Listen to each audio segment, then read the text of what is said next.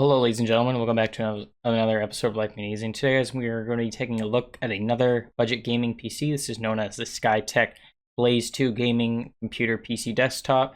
So instead of an Intel PC, today we're going to be looking at a Ryzen 5 2600 6-core processor clocked at 3.4 gigahertz, and it can be overclocked to 3.9 gigahertz.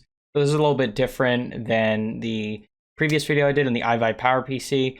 I like this computer that I'm checking out. SkyTech is one of those budget gaming PCs competing with iVibe Power and CyberPower PC.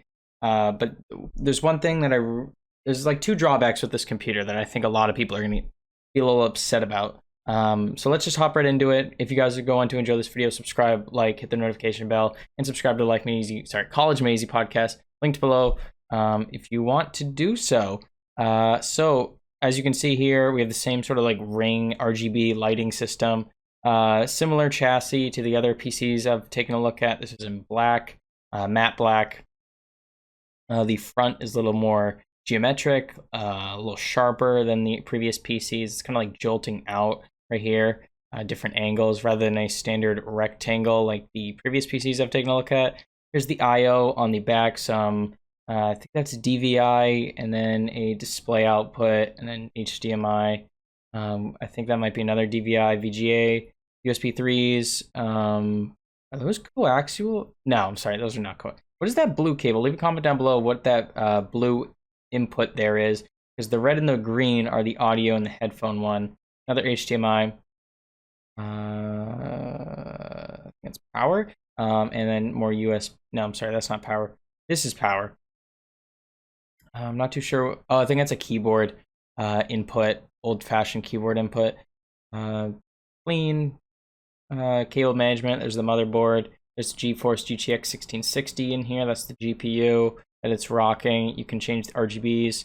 I'm gonna have to look at how many customizations you can do with RGBs. The iVibe Power one had a million different settings, which is cool. And this comes in at $850, so little less expensive than the iBuy Power one. However, I think the iBuy Power one's a much better buy. So Ryzen 5, that's sort of like the equivalent of the Intel i5. I don't know like specifically their performance, but I do know they're pretty similar to the Intel series. So I mean, like, clocked to 3.4 gigahertz 6-core processor. Ryzen's a good brand. They make really good CPUs. You shouldn't have any issues there. The 1660, not the 1616 Ti, 6 gigabytes of video RAM, plenty. The 1660 is a good graphics card. I would highly recommend it. For this price, pretty nice, but I'm pretty sure you can definitely get that graphic. If you were to build this yourself, it definitely would be cheaper getting a 1660, because that's not the most expensive graphics card out there. And you can bump it up if you want to, like, at the $950 model. You can go 1660 Super, which is even more powerful. This is one of the main issues I have with this computer. This is unacceptable at $850. 8 gigabytes of DDR4 RAM. At least it's not DDR3, but that is unacceptable. I'm guessing you can upgrade it with the motherboard here somewhere. You probably make it decently easy to use. Upgrade. But the fact that they're giving you only 8 gigabytes that's just wrong in my opinion. And especially you're on a gaming computer, you'd think you'd have 16 gigs of RAM. I don't know why companies are so cheap on RAM these days. We really need to change that. Another gripe I have with this 500 gigabyte SSD, that should be larger, or at least give me a terabyte hard drive in addition to that, because people run out of storage very quickly on desktop computers. The SSD is nice. That's going to make loading times extremely fast for various applications. However, that's not enough storage, and that needs to be increased. Quick rant on this. I understand computer companies want to keep putting SSDs in their products. Like even Xbox and PlayStation 4 is putting SSDs in it. But right now, SSDs are just way too expensive. They're like held at a premium over hard drives right now. I think we need to change that. Make them more similar to hard drive pricing. And for me, like, I'm a huge advocate for hard drives. Like, if you're giving me a 3 terabyte hard drive in a computer, and you give me, like, I don't know, a 60 gigabyte SSD. I don't even know if they make them in that size, but if you give me a 60 gigabyte SSD, which I'm guessing is super cheap, you can put Windows on that, and then your whole computer is much faster. And then you have all this space for games and whatever on the large hard drive. So that's my opinion on it. You can disagree with me, that's fine. That's just how I feel. So where are we going? I already discussed the graphics card. We have, okay, so no bloatware, that's great. Oh, it's got AC Wi-Fi with antenna, sick. Windows 10, 64-bit. HDMI, D-sub. I don't know what D-sub is. Leave a comment down below what D-sub is. DVD, 4 USB 3.1s, Gen 1 ports, that's great. 2 USB 2.0s, that's fine. HD audio and mic, sick. 3 RGB gaming keyboard and mouse. Do they actually show it here? Maybe like down below pictures. 1-year warranty on parts and labor. Lifetime free technical support. That's great. Assembled in the US. Awesome. That's what I like to see.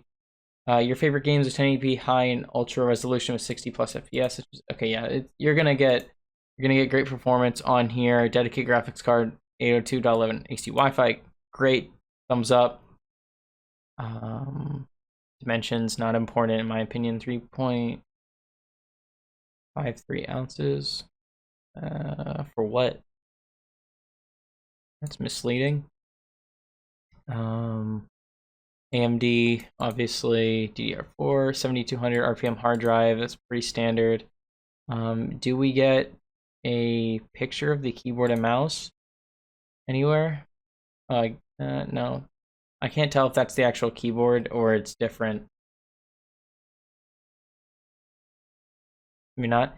But the reviews on here are good. I don't see many complaints. It's got 4.5 out of 5 stars. That's great. 495 customer rating, so you can probably determine that the majority of people are happy with this, considering 73% gave it a 5-star. So it's pretty known that this is going to be a good computer. I don't think that's a large sample size.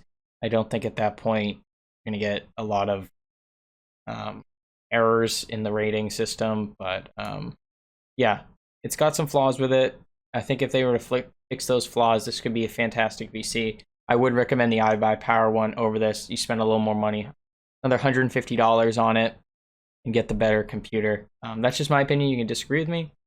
But leave a comment down below what you think about this computer. I would love to hear from you guys.